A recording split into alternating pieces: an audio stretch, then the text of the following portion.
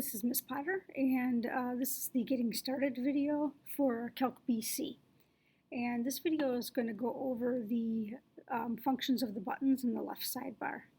So the first button at the top is the Getting Started button, and when I click that, it takes you to the video that you're currently watching. The next button is the Announcements button, and you'll notice that it takes us back to the page we were just on. So this is what we call the landing page. So anytime you enter Blackboard, this is the page you're going to see. And the announcements just have, I'll post a weekly announcement here. So we have got the announcement for week 1 already posted for you. And I will post, like I said, an announcement each week. The next button down is a really important button. It's probably the one you're going to use the most. It's called the Pace Chart button. And the Pace Chart button opens up what we call our Pace Chart. Our Pace Chart is a Google Doc that paces out each week of the semester for you and details what you're going to need to cover each week. And there's a video dedicated to how to use the Pace Chart to navigate the course. I'll have you watch that video as part of the introductory tasks in week 1. It's basically a 5-step process, but that video goes into more detail about how to use the Pace Chart. The next button, again, a really important one, is the Lessons button.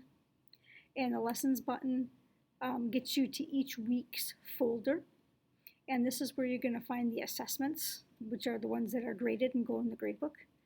And so, like for instance, in week 1, we'll have some resources for you, and then you'll see the practice, what I call the Unit 1 quiz for the week. And so this is quiz 1 and 2. And so what you'll do is you'll do quizzes 1 and 2, and those are on Khan Academy. So if I would go back to our Pace Chart, it's these 2 links right here.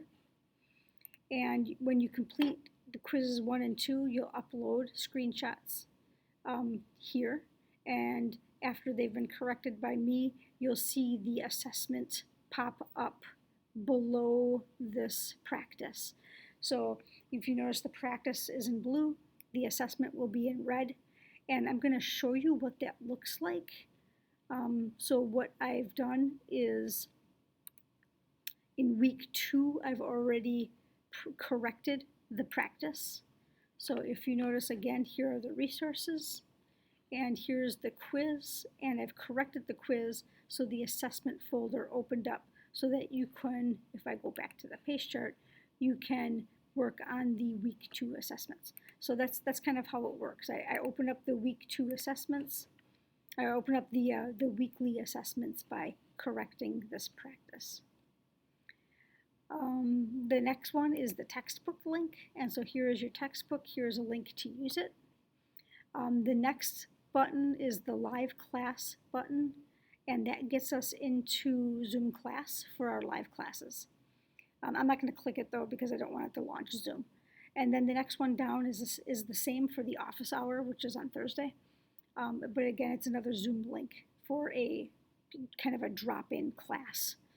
Totally optional for you, but in case you need it.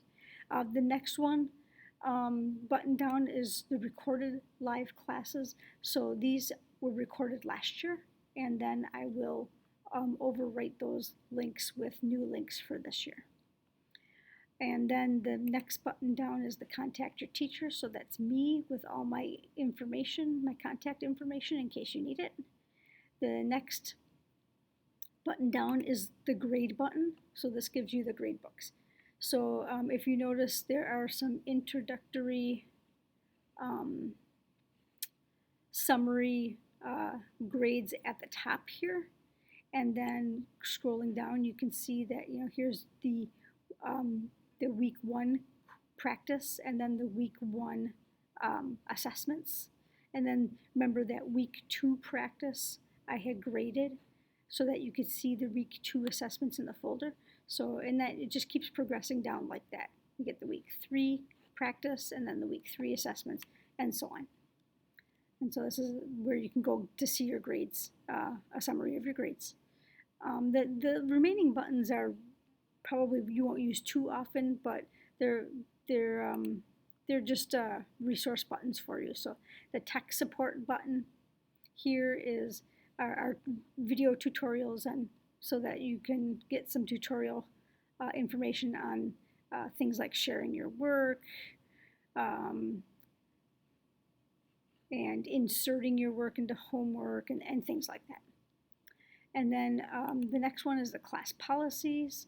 It's a good read if you want to read through them. Probably the most the most important policy is the NCAA course approval information if you're planning on going into NCAA athletics or things like that.